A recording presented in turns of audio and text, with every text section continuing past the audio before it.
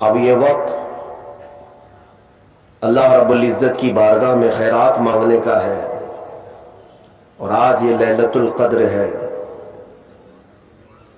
اللہ کریم آج اپنے بندوں کے لیے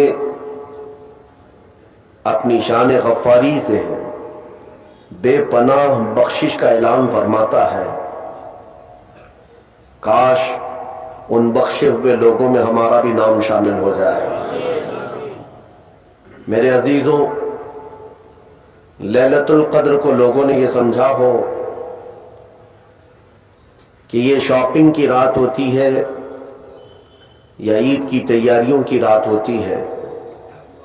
میرے عزیزوں، اتنا حسین موقع جس کو مل رہا ہو جہنم سے آزادی کا، اگر اسے پتہ چل جائے کہ جہنم ہے کیا چیز، اس کے دروازے کیسے ہیں، اس کے طبقات کیسے ہیں، تو میرے عزیزوں شاپنگ تو دور کی بات، وہ جینے کے اندر مزے ہی ختم کر لے گا۔ آج اللہ رب العزت کی بارگاہ میں اس کی خیرات مانگنے کا وقت ہے۔ اللہ کریم آپ سب کی رمضان کی عبادتیں، روزے، تراویح، ذکر و اذکار، صدقات و خیرات و زکوٰۃ سب قبول فرمائے۔ عزیزان گرامی، آج توبہ کی بھی رات ہے، یہ توبہ کی رات ہے۔ بعض صوفیہ اکرام اس کو توبہ کی رات سے بھی منسوب کرتے ہیں کہ اس سے بہتر موقع کب ملے گا آپ کو کہ خود رحمان یہ فرما رہا ہے کہ کوئی ہے مجھ سے بخشش طلب کرے، میں اسے معاف کر دوں۔ تو یہ آج کی رات توبہ اسی لیے بھی میں عرض کر رہا ہوں کہ اللہ نے سورہ نور میں ارشاد فرمایا وَتُوبُوا إِلَى اللَّهِ جَمِيعًا أَيُّهَا الْمُؤْمِنُونَ لَعَلَّكُمْ تُفْلِحُونَ۔ اے ایمان والو، تم سب کے سب مل کر کے اللہ کی بارگاہ میں توبہ کرو، ان قریب کامیاب ہو جاؤ گے۔ یعنی توبہ کو بھی رب ذوالجلال نے فرمایا تمہاری کامیابی کی سیڑھی ہے۔ ظاہر سی بات ہے کہ جب بہت سارے مرض جسم پر لگ جائیں تو علاج اگر نہیں کرانا چاہتے ہو، ڈاکٹر کے پاس جانا نہیں چاہتے ہو، پرہیز کرنا نہیں چاہتے ہو، تو پھر مرنے کے لیے تیار ہو جاؤ۔ بیماریاں کئی لگ گئی اور تم چاہتے بھی نہیں کہ علاج کرائیں، تو پھر مرنے کے لیے تیار ہو جاؤ۔ میرے عزیزو، آج ہزاروں بیماریاں ہمارے معاشرے میں گھر کر چکی ہیں، اور ان بیماریوں کا ایک علاج یہ بھی ہے کہ بارگاہ رب العزت میں حاضر ہو کر کے اپنے پچھلے تمام گناہوں سے توبہ کر لیں۔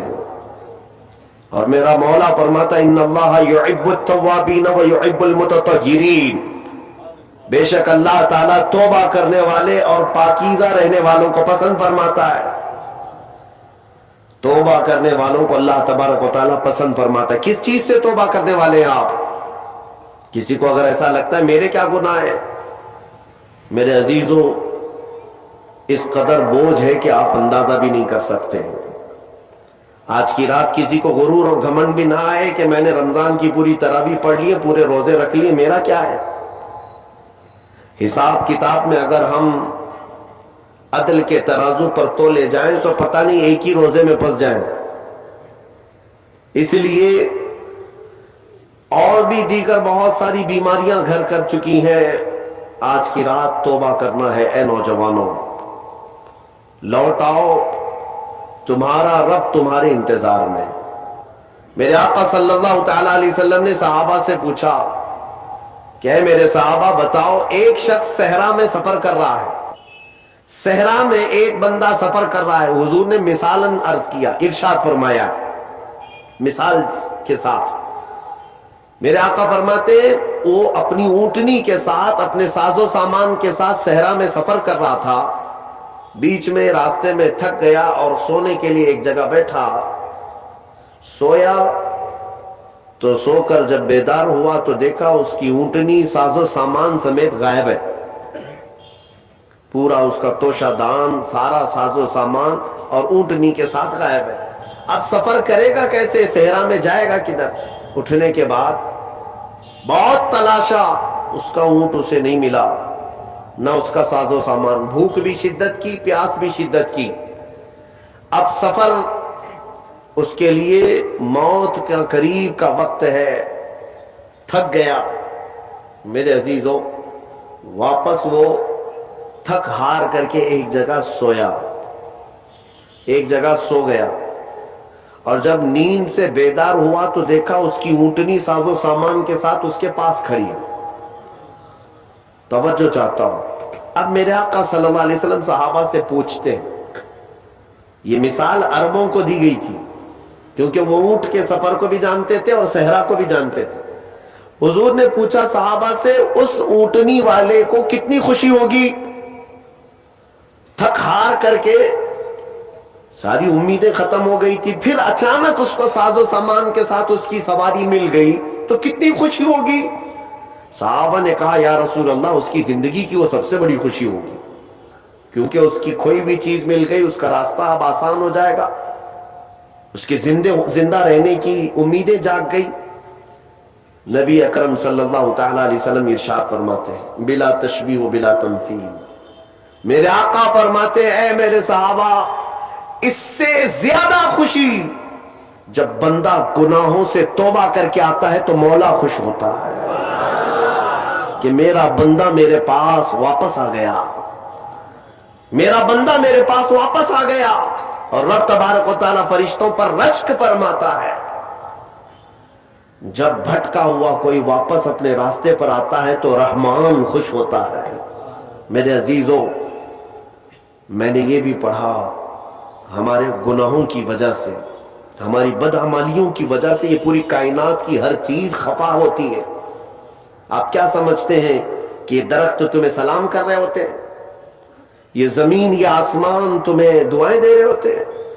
یہ ہمارے گناہوں کو اپنے سامنے آنکھوں سے دیکھ کر کے اللہ کی بارگاہ میں کہتے مولا تو انہیں ہلاک کیوں نہیں کرتا؟ زمین بھی کہتی ہے کہ مولا تو حکم دے میں پھٹ جاؤں اور اندر ان کو سمو لوں۔ یہاں تک کہ فرمایا گیا سمندر روزانہ جلال میں آتا ہے گناہوں کی کثرت کی وجہ سے۔